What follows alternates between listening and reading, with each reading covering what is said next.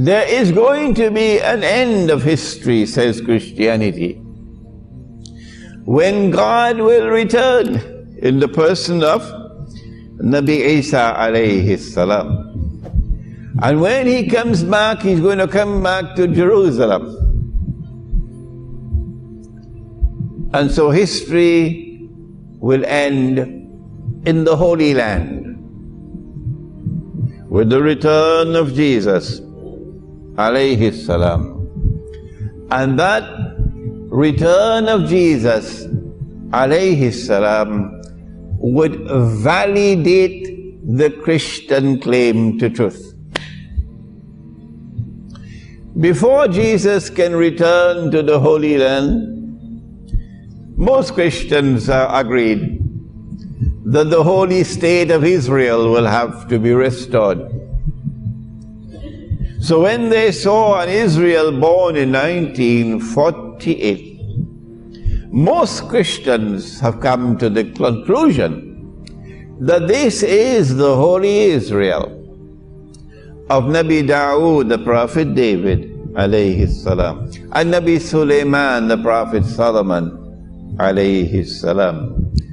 And that it is as a consequence of the restoration of holy Israel in the Holy Land that we can now conclude that we are close to the end of history, and that the return of Jesus alayhi salam is close. It is at hand. This has had a profound influence on foreign policy in the United States of America, based on this vision of the end of history, and that Muslims are the obstacle in the way for the triumph and validation of the Christian claim to truth in Holy Jerusalem. We now come to the Jewish view of the end of history. That in the same way that the Hindus hold the view that they are a chosen people, they are the elite of mankind, the Brahman, so too the Jews share with the Christians this belief that they are the chosen people of all of mankind, and that heaven is reserved for them. And I invite them from this Masjid al-Hidayah here in Kuala Lumpur, I invite them to kindly correct me if I'm wrong. That they are the elite of mankind, that heaven is reserved for them, that the golden age of Judaism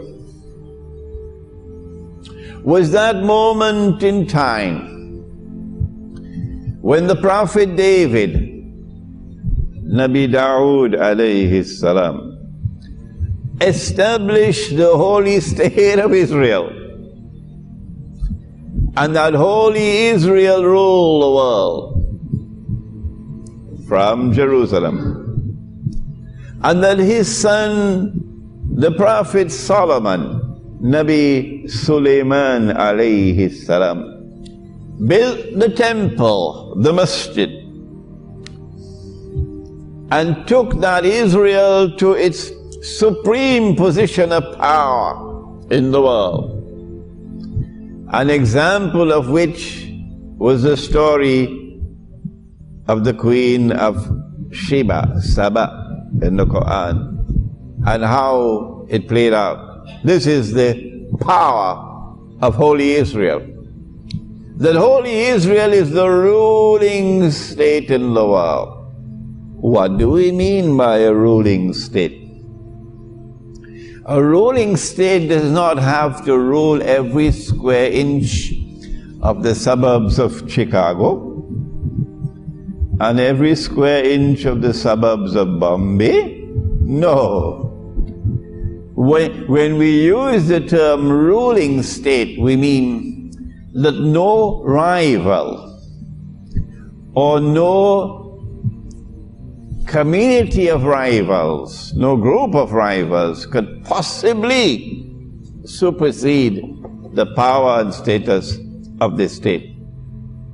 Hence, the ruling state in the world. This was the golden age when the Jews ruled the world. And history cannot end until that golden age is restored.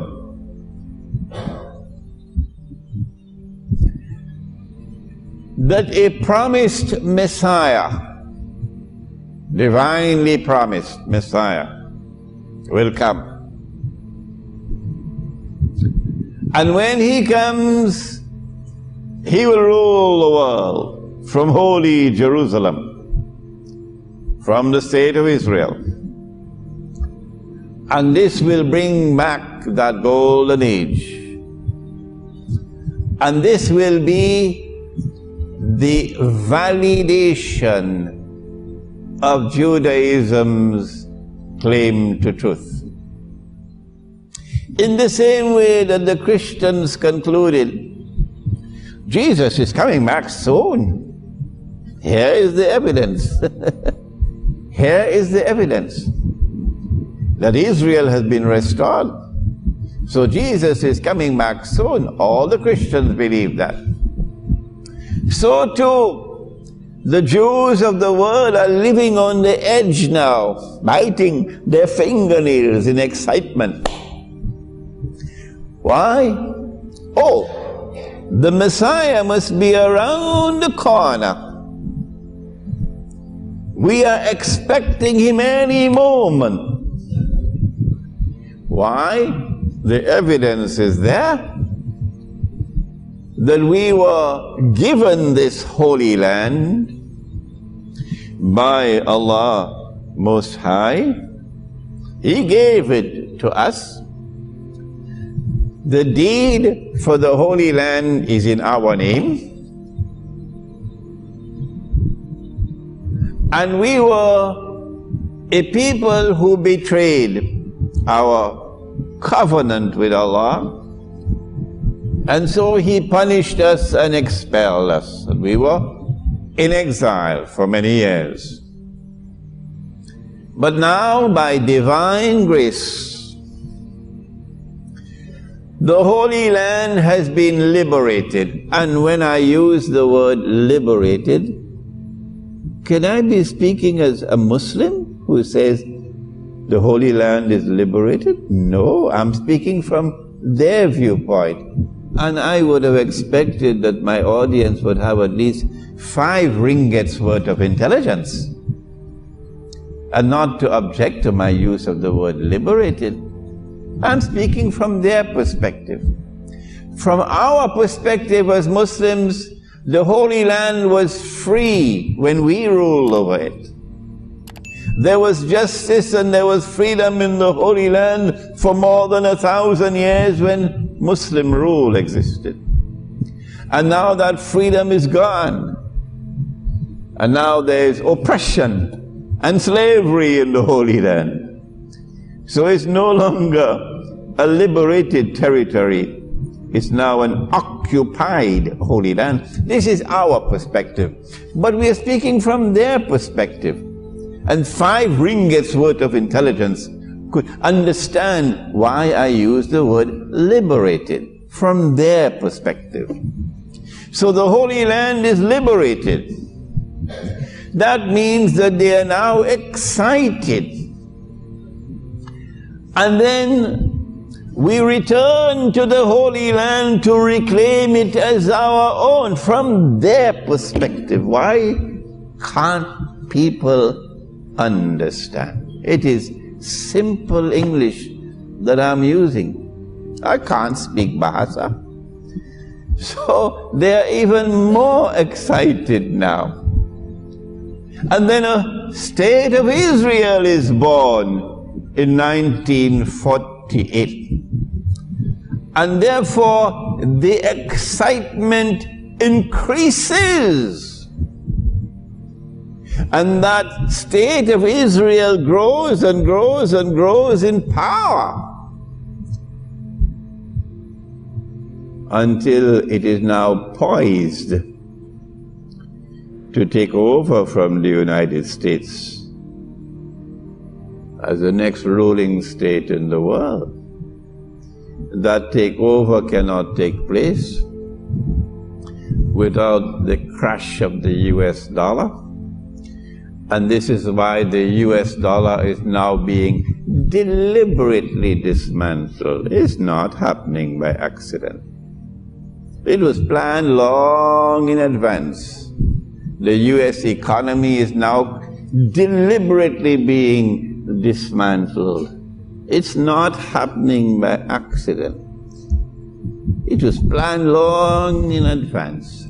So Israel is about to replace the United States of America. And so they are living on the edge now, biting their fingernails in excitement that the Messiah is about to come.